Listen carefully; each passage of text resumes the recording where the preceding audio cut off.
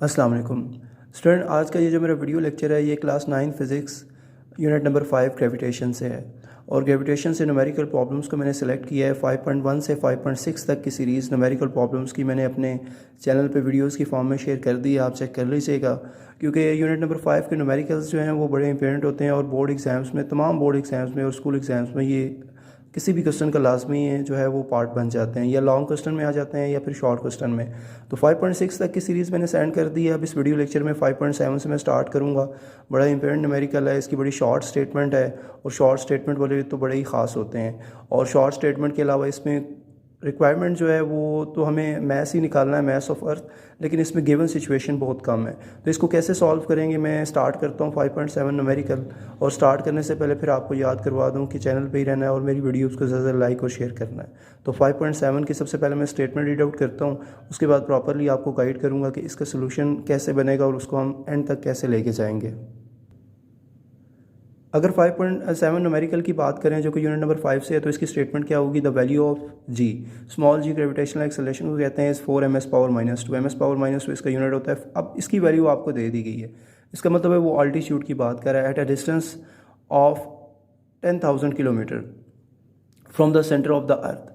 अब ये centre of the earth की बात कर रहा है। अगर मैं इसका एक डायग्रामेटिकल व्यू भी साइड पे आपको दे दूंगा कि ताकि आपको मज़ीद भी क्लैरिफाइड हो जाए। अदरवाइज़ ये सेंटर ऑफ अर्थ की जब बात कर रहा है सो इट्स मीन, यानी कि ये जो आपको चीज़ प्रोवाइड कर रहा है ये अल्टीट्यूड नहीं है, ये आर है, क्योंकि उसने सेंटर ऑफ अर्थ से कहा है। तो हम रेडियस ऑफ अर्थ नहीं लेंगे बल्कि इसको ही आर सपोज करेंगे जो उसने दिया हुआ है 10,000 kilometre. Find the mass of the earth.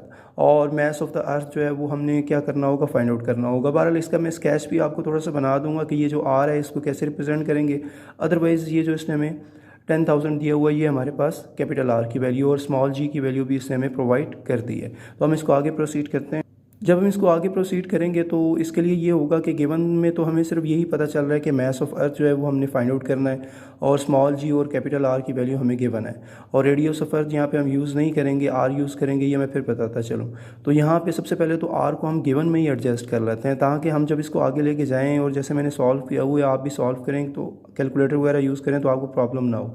तो सबसे पहले किलो की जगह उसकी वैल्यू पुट कर देते हैं, किलो की वैल्यू 10⁻³ ताकि आर पूरे तरीके से एडजस्ट होकर मीटर में आ जाए। तो 10⁻³ होती है, इसका मतलब है अगर ये जो मेरे पास 4 ज़ीरोज़ हैं इनको मैं 10⁻4 लिखूँ तो लिख सकता हूँ, बिल्कुल ऐसे रिप्रेजेंट किया जा सकता है प्रीफिक्सेस रूल के मुताबिक। अब बेसिस सेम होंगी तो पावर्स ऐड होंगे।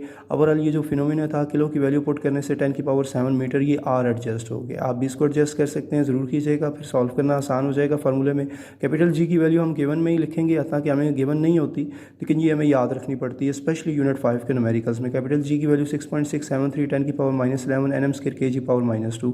मास ऑफ अर्थ हमने क्या करना है, फाइंड आउट करना है। अब इसमें फार्मूलाइजेशन तो आपको याद रखनी पड़ेगी, ये मास ऑफ अर्थ के टॉपिक में दिया हुआ है।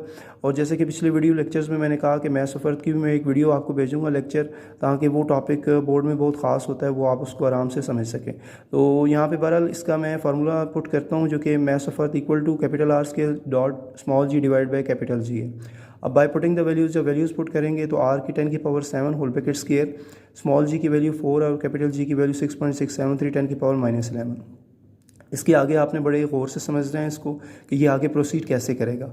7 2 14 हो जाएगा, 4 अपनी जगह पे है और नीचे वाली वैल्यू भी अपनी जगह पे है। स्टेप में ये 10⁻11 है, ऊपर आगे +11 हो जाएगी। क्यों ऊपर लाएंगे? ताकि बेसिस सेम है तो पावर्स ऐड हो जाएँ। 14 + 11 हो जाए। 14 कैसे हुआ था? 7 2 14।